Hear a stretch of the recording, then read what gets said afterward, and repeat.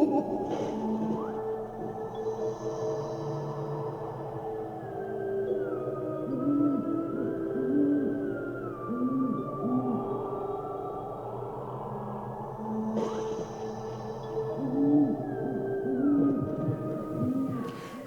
I'm Golden Oronte here at the Cohasset Historical Society with a special presentation of Living Histories, a Halloween edition. We are here showing the garb for mourning, Witches of Eastwick, Halloween costumes, St. John Briggs, and we have Martha Fisher to show us around at all the presentations, as well as Becky Bates, who will show us the grave rubbings from Central Cemetery. Thank you for watching our show. This is the section showing the mourning clothing that women wore during the Victorian era. And if they were following Victoria's rules, they would be in mourning for 2 years and in black. And children were generally in mourning for a year. And these outfits are from local Cohasset families, and they're quite striking with their hats and their shawls and of mourning jewelry that would have been made from the hair of the deceased, and it's intricately woven and plaited, and we have bracelets and earrings and pins, and it's just an exquisite collection. The ensemble you see on this lady is from head to toe, and it is just beautiful. The hat, the cloak, and the skirt are just beautiful, and it's a complete outfit. This is a combination of pieces that we've had in the collection. We have a large collection of mourning hats because they were essential to your outfit. And this lady also has lavender on, which is another stage of mourning when you can turn to purple and lavender.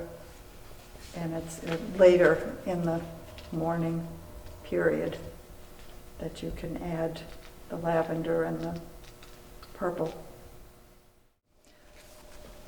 We have Mordecai Lincoln's plate from his casket.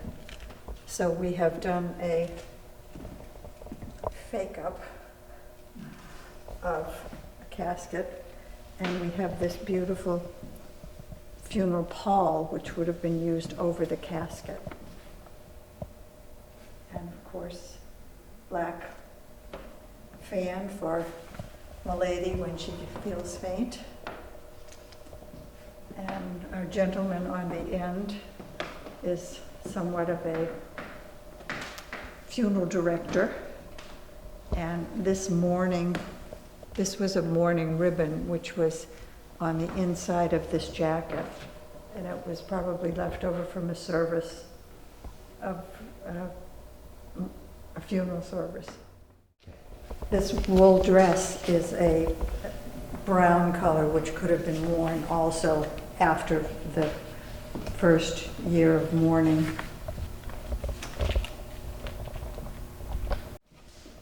Shawls and more mourning hats over here, which would have complemented your black mourning outfit.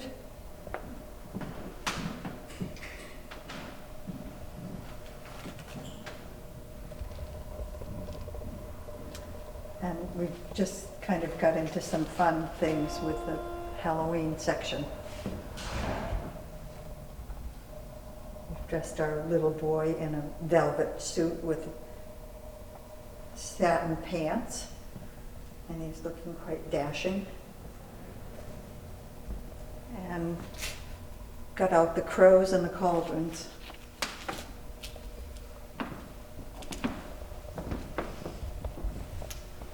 And this represents what we have from the Witches of Eastwick when they were filmed here. The signs of, and everybody tells me about the confusion when people drove into town and said, I'm looking for Cohasset, and I don't see any signs, because they really did flood the town with Eastwick signs.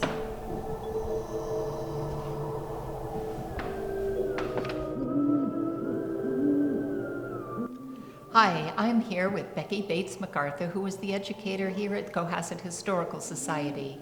She'll be talking to us about the St. John brig, which sunk off the coast of Cohasset in 1849, as well, 1849? Great.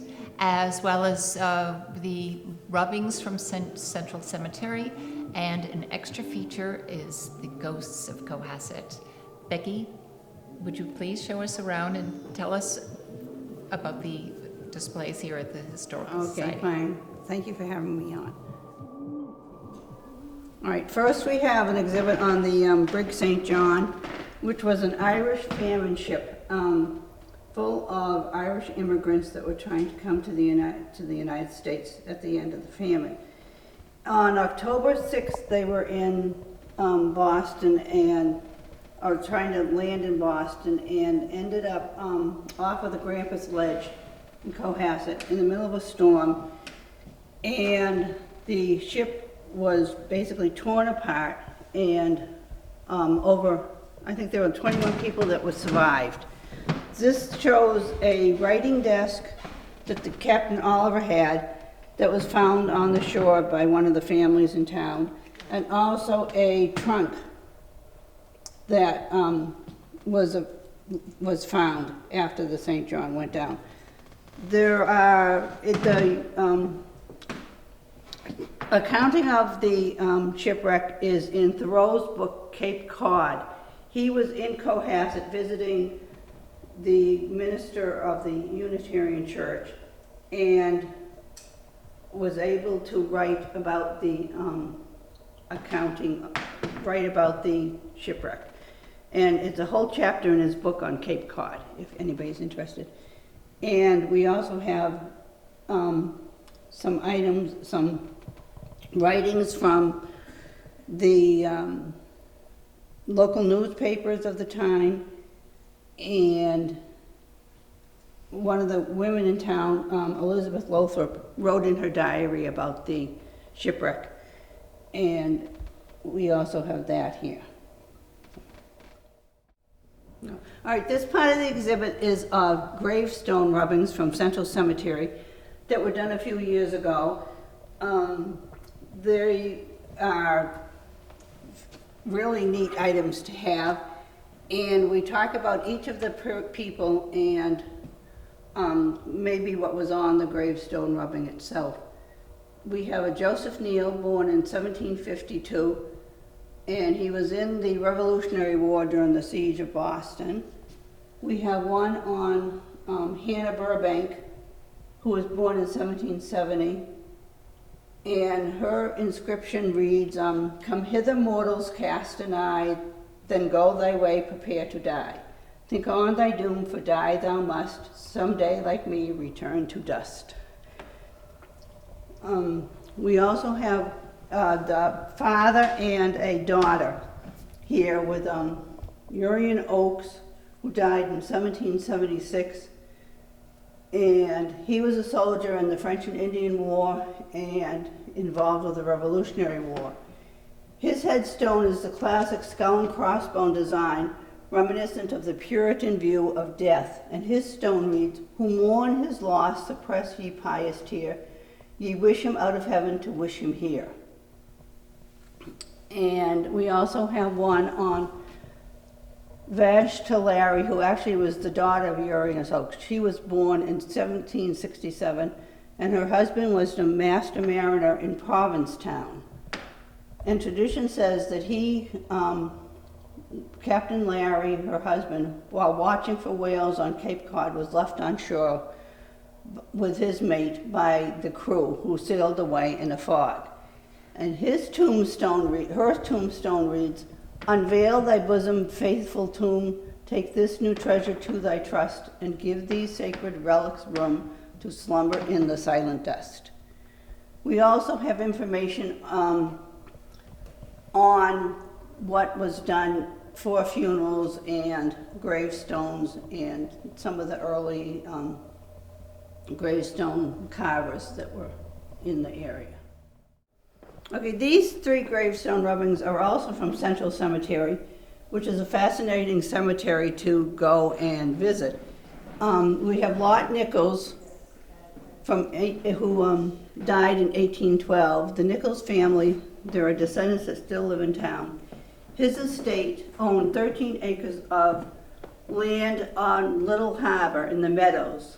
And interestingly, that part of town we still have some controversy over. There's a Thomas Stevenson, and according to his death records, he died in 1775 at the age of 38. We don't have very many records on him, but it's an interesting gravestone rubbing because it shows the angels, and which were part of the great religious revival movement, which offered salvation for all. And we also have a Miss Mary Burr, who with the traditional urn on her gravestone. And her gravestone reads, "My flesh shall slumber in the ground till the last trumpet's joyful sound. Then burst thy chain with sweet surprise, and in my Savior's image rise." So there are 3 more. Okay, this section of the exhibit talks a little bit about the ghosts of Cohasset. One of the first one of the ghosts is the ghost of the town hall. There's a jail at the town hall, and we're not sure if there's a ghost that is there. I know there are various reports about how many ghosts there may be down at the town hall. And there have been paranormals that have come in, and they feel that the town hall is haunted.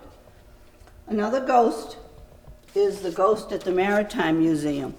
And this is supposedly Captain John Bates, who was the last owner of the Maritime Museum. And he has an office on the 2nd floor of the building. And some people report that they've been there alone, and he has been wandering around upstairs because they can hear his footsteps. So that's one of the second ghost we have in town. The third ghost is the ghost of Minas Light. And the ghost at Minas Light is supposedly one of the keepers that drowned when the first light went down. And he hangs from the ladder at the 2nd lighthouse and tells the sailors in a storm to stay away from the area. Well, that shows everything that is down at the Historical Society, but we urge you to come down and take a look for yourself. The intricacies are really amazing. We are at 106 South Main Street, and the website is cohassethistorical.org. So, or you can call 383-1434 and get information yourself. As far as the show today is going to be on for how long? This will be on through November 15th. And Becky, after our Halloween, After Halloween, we're going to be wrapping up our 85th anniversary with a cocktail party, I think the first weekend in December, I think December 6th. And all that people will receive invitations to, and you'll hear more about that. Excellent. And there will be an exhibit, a Christmas-themed exhibit at the same time. which again, we urge for anybody who is interested in history, and particularly Cohasset history, to come on down and take a look at what the Historical Society is presenting. Thank you.